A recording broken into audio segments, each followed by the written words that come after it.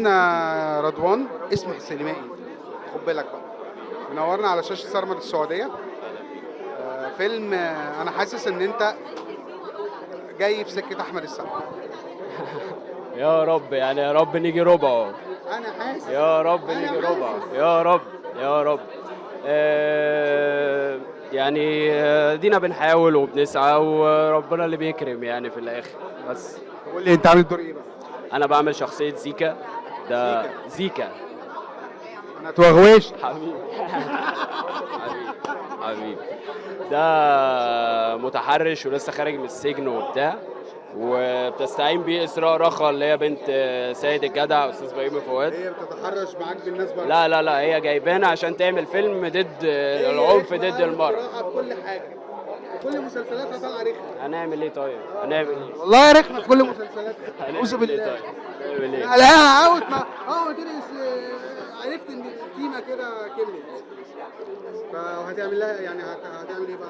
هي بتستعين بينا علشان تعمل الفيلم بتاعها اللي هو العنف ضد المرأة وكده بلطجي يعني. أنت بلطجي. مش متضايق إن أنت بلطجي؟ لا لا، عملت الحكومة خلي بالك شد حيلها. عملت الادوار دي كتير عادي عادي، مش فارق لي. يعني إيه يعني؟ خاف منك أنا يعني؟ حبيبي. حبيبي. طيب دي أول مرة تمثل؟ لا لا، انا طالب في معهد فنون مسرحيه، يعني في الشغلانه من 2019 تقريبا.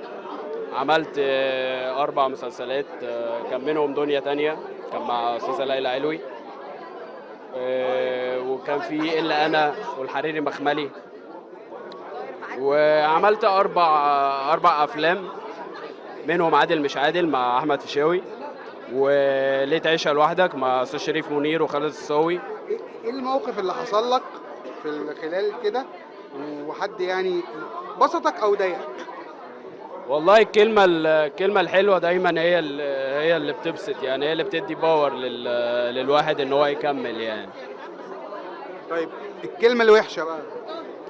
الكلمة الوحشة ما بسمعلهاش. بس أنا حاسس إن أنت شبح شوية ومتقمص الدور قوي لغاية دلوقتي. ممكن أنا بس مش حسب قوي. مش اشتراك رقم. حبيبي.